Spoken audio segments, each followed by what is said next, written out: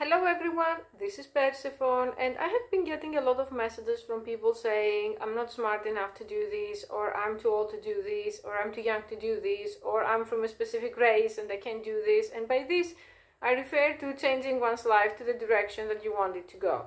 And I want to explain something to you today, that there is one thing that you absolutely need to be able to do to succeed, but that has nothing to do with things like numbers, that they're arbitrary. Don't allow yourself to be defined by a number on the scale, a number on your ID, or by your race.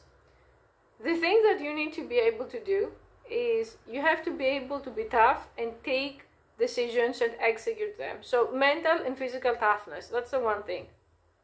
I say it because a lot of people don't understand that we live in the first time in human history where information is abundantly available, and a lot of the information sources are telling the same things again and again, because these are the things that you should be doing. For example, lose the extra weight if you're overweight, get a job, get a second job, save up, live below your means, eat healthy, and so on. The problem isn't that you don't know what to do or you're not smart enough to think what to do, because there are plenty of very smart or genius level people who had the same problem as you or me, and they wrote books, they made videos discussing these things. The problem is that every time you try to do it, there are a bunch of people in your life that has become a dumpster, because I'm going to be repeating this until people realize if you have tried to succeed 1, 2, 3, 10 times in one area, and you've really tried, okay, and nothing changed, is because the people you keep around you are not assets, they are liabilities. And now I'm going to hear the usual Persephone, the narcissist / sociopath / something else. How do you dehumanize people? How do you want us to distinguish between asset and liability when it comes to people? We're talking about my mom, we're talking about my best friend from 1997. How can I cut them off? Blah, blah. Here's the thing though. The best advice in the world becomes useless advice if you have someone sabotaging you, if you have someone eating the healthy food you prepared the day before, if you have someone calling at your job and embarrassing you, if you have someone stealing your money, all things that I've heard repeatedly from people who contact me for help. So if you don't develop the skill that is, you have to decide and execute and endure in the meantime. Enduring and ignoring are both skills you need to develop. You're going to fail. So please don't give me the numbers excuse.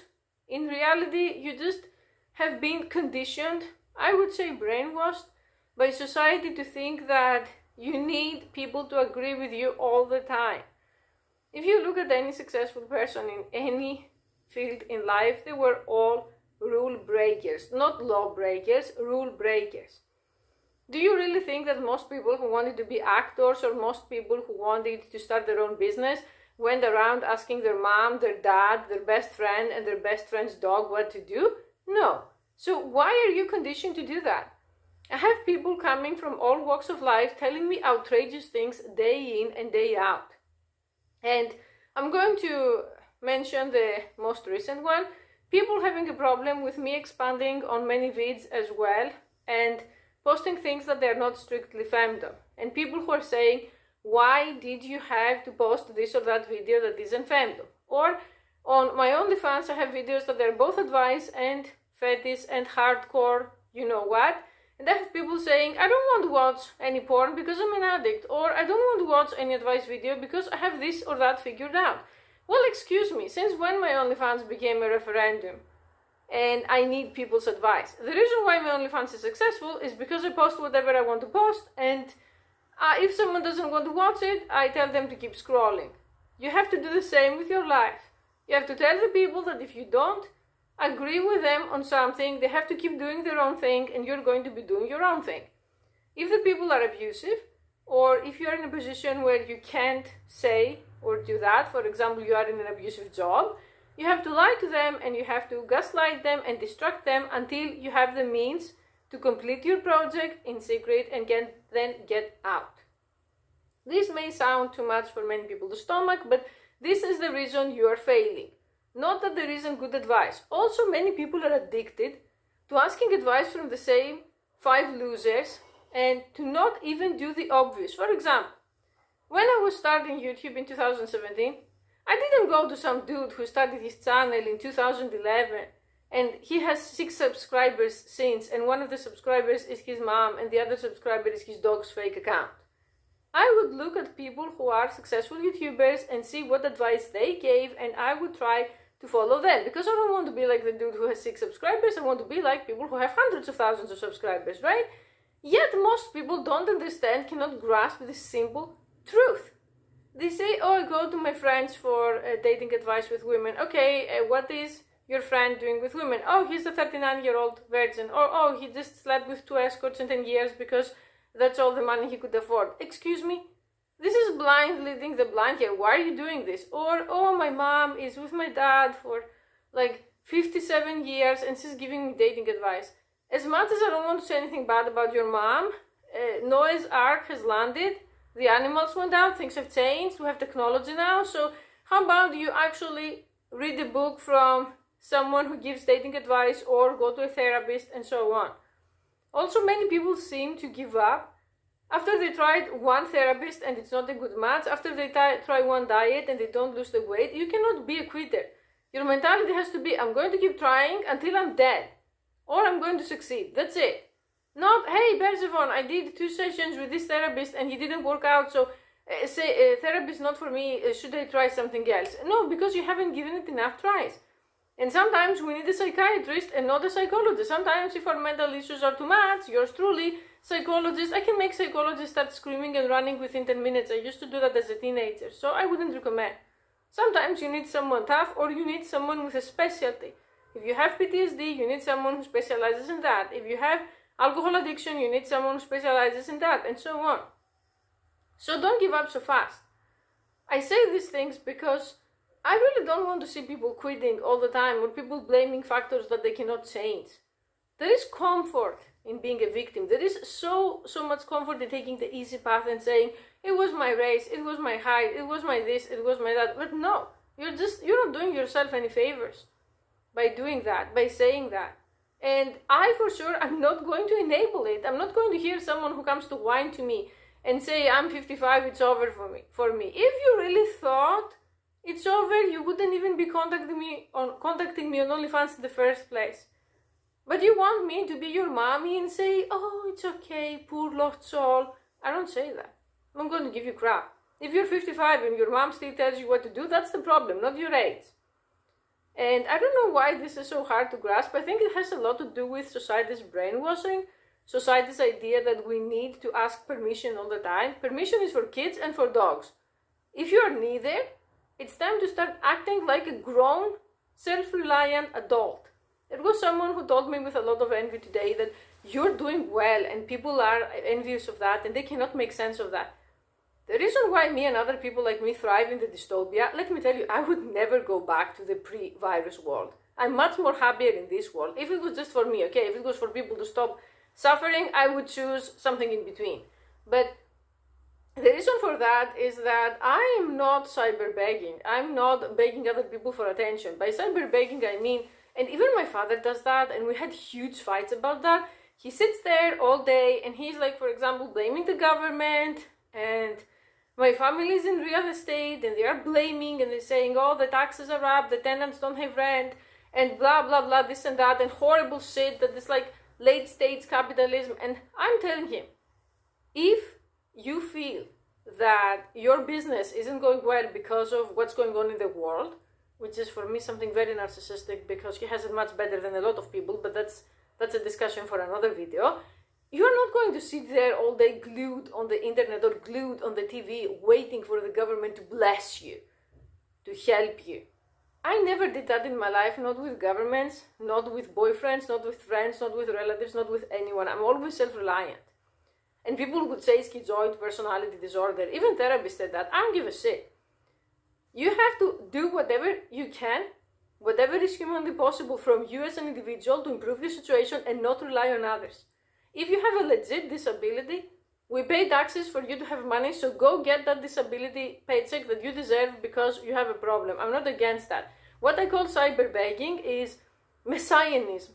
is waiting for the government like that there's a messiah, or waiting for the one woman who is going to save you, the one pill that is going to save you, the one salmon in the desert that is going to save you. This is not going to happen. You're just fooling yourself. And you show very immature thinking. I'm saying that you are alone on this planet in a sense of reliance, independence, and strength. And I don't care what your gender is, what your sexual orientation is, and what your age is. It's time to put you in the right path once and for all. And how do I know that my path is the right path and I don't want to sound like a cult leader? Exactly because of the results. I don't have to choose between eating or going out to risk my life in a pandemic. And I didn't have to do that even before we had vaccines. And that is because of the way I think. So I want you to have options as well. That doesn't mean necessarily cutting your entire family or throwing away your job or getting into porn or I don't know what. It means consciously choosing. No decision is the worst thing you can do to yourself. If you don't start making decisions today, other people will jump to make them for you.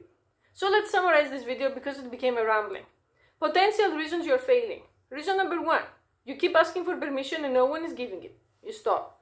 Reason number 2, you allow yourself to be defined by numbers. There is no such thing as too old, too fat, too tall, too much of a specific race and so on. Yes, it can create difficulties, but I can find at least one person with your weight, your race, or your age who's kicking ass and you aren't, so that becomes an excuse.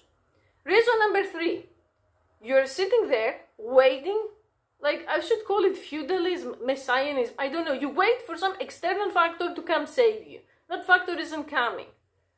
The reason why you will never see me making Trump versus Biden videos is because I believe in bigger systems than the governments that I'm not going to analyze on YouTube because they're not YouTube friendly and because I'm not a conspiracy channel. So I don't care who is in charge because whoever is in charge also has someone else in charge. So stop begging for other people to help you. Either they can't or they're out there to help themselves. And one lesson that I learned thanks to YouTube is when I had a stalker, the first time I had a stalker, because now I have too many to count, that I went to the police, the British guy that I spoke about on one of the coming videos, there was a cop who told me. He said, did the guy rape you? No, not yet. Did the guy kill you? No, not yet. There's not much we can do about it. Like, it's the kind of thing that people tell you, you posted your boobs on Pornhub, like, what did you expect to happen? You know, what did you expect to happen? The police is there to protect you as a last resort. When they find you in a ditch, they're going to do their job and find you, maybe. Until then, you have to learn no-nonsense self-defense, no-nonsense self-protection.